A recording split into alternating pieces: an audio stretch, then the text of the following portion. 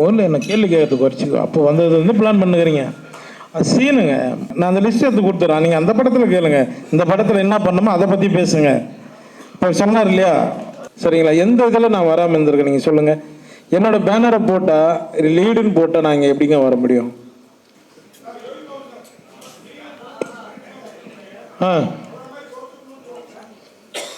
நீங்கள் முதல்ல என்ன கேள்வி கேட்கறதுக்கு குறைச்சிக்கோ. அப்போ வந்தது வந்து பிளான் பண்ணுகிறீங்க. அது சீனுங்க. சீனில் தான் சிகரெட் பிடிக்கிற மாதிரி ஒரு விஷயம். விக்ராந்த் நானும் இல்லை ஒரு ஏரியாவில் ஆக்சுவலாக அவர் சிகரெட் குடிக்கவே மாட்டேன்ட்டாருங்க. நான் தான் அவர் பொட்டி கையில் தான் வச்சுருக்காரு. ஆக்சுவலாக படத்தை பார்த்தீங்கன்னா அவர் குடிக்கவே மாட்டார்.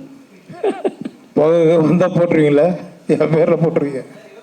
நீங்கள் பார்க்கில் உட்காந்து பேசாதீங்க. கொஞ்சம் மைக் வாங்கி பேசுங்க. இப்படி கையை வச்சு நான் மேலே சொல்லுங்க. வரும்போதே பைக்கில் யோசிச்சு வர்றது 4 பேரும். கேளுங்க. ஏன்னா சமீபத்தில் பார்த்தீங்கன்னா உங்கள் மேலே நிறைய குற்றச்சாட்டு நீங்களே சொன்னீங்க. ஆடியோ லான்ச்சில் எனக்கே நிறைய தர வேண்டிய பேலன்ஸ்லாம் இருக்குது அப்படின்னு சொன்னீங்க. பட் ஆனால் சமீபத்தில் ஒரு படத்துக்கு வந்து உங்கள் மேலே ஒரு குற்றச்சாட்டு வச்சாங்க.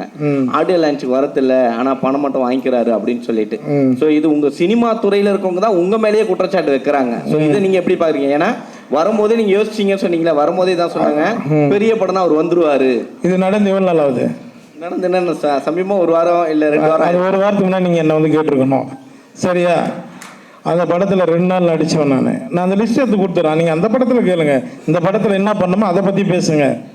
இப்போ சொன்னார் இல்லையா, சுரேஷ் சார் சொன்னார் இல்லையா, கரெக்டான ப்ரொடியூசர், தரமான ப்ரொடியூசர். நான் வந்து சத்யஜோதியில் வந்து தியாகராஜர் கம்பெனியில் வந்து நான் ஆரம்ப காலத்துலேருந்து அவங்ககிட்ட வாய்ப்பு கேட்டு அவங்க ஆஃபீஸில் இன்ன வேலை அவங்க ஃபேமிலியெல்லாம் ஒரு தடவை தான் பண்ணிட்டுருக்கேன். அவருக்கு என்ன டைம் கேட்குறோம் அந்த டைம் வந்துடும். அந்த ப்ரொடியூசருக்கு எல்லாருமே நாங்கள் சப்போர்ட் தான் பண்ணுறோம். நீங்கள் எடுத்து பாருங்கள். அவங்கள கூப்பிட்டாங்க, நம்ம உட்காந்து பேசிடுவோம். அது கரெக்டாக இருக்கும். நம்ம 2 பேரை பேசுவோம். உங்கள் கேள்வி நான் பதில் சொல்கிறேன். அவங்கள கூப்பிட்டாங்க. சார், சினிமாவுக்கு வந்து 15 வருஷம் ஆகிட்டு. 15 வருஷத்தில் சின்ன கேரக்டரில் வந்து இன்றைக்கி இவ்வளோ பெரிய இதாக இருக்கீங்க. அவ்வளோ பெரிய ஹீரோ கிச்சா சாரே சொல்லுவாங்க, கால் ஷீட்டுக்காக நான் வந்து ஓடி வந்தேன், இன்ஸ்டால்மெண்ட்டில் தான் கொடுக்காருன்னு. இந்த வளர்ச்சியை வந்து எப்படி பார்க்குறீங்க? பெரும்பாலும் அது மாதிரி இந்த ப்ரமோஷனுக்கு ரொம்ப வருது இல்லை. கிச்சா சார் ஃபங்க்ஷன் நிறுத்துங்க. தெரியும், 22 வருஷம் ஆச்சு, 15 வருஷம் கிடையாது.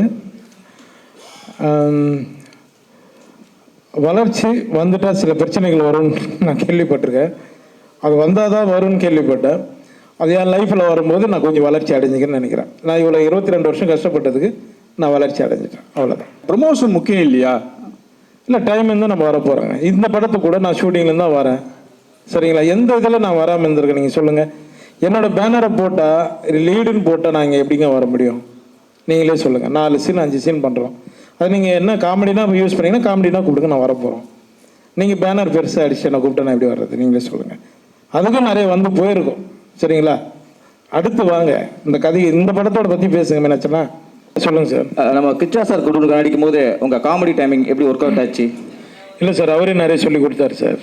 உங்களுக்கா? ஆமாம், எனக்கு அவர் நிறைய விஷயம் சொல்லி கொடுத்தாரு. நீங்கள் வேணால் டேரக்டர்கிட்ட ஒரு வார்த்தை கேட்டு பாருங்கள். ஏன்னா அவர் ரொம்ப நிறைய சென்சிபிளாக காமெடியாக நிறைய விஷயங்கள், நிறைய ரியாக்ஷனும் அவர் தான் சார் தான் சொல்லி கொடுத்தாரு. ஏன்னா நம்ம வந்து தளபதியோட அவங்க கூட எப்படி நடிக்கிறோமோ அதே மாதிரி தான் இவர் அவங்க எப்படி பழகுவாங்களோ அப்படி தான் இவரோட பழக்க வழக்கம் இருந்தது. அதனால தான் ரொம்ப ஜெல் ஆகிட்டோம் ரொம்ப. அதனால் அவர் சொல்கிறது எல்லாமே ஈஸியாக நாங்கள் பண்ணோம். சாரி சார், உண்மையை சொல்லிட்டேன் விஜய் சார். ஏன்னா 2-3 ரியாக்ஷன் நிறைய விஷயம் சொல்லி கொடுத்தாரு. அங்கே நான் தான் சொன்னேன் சார், என்கிட்ட சொல்லுங்கள். Okay sir, thank you.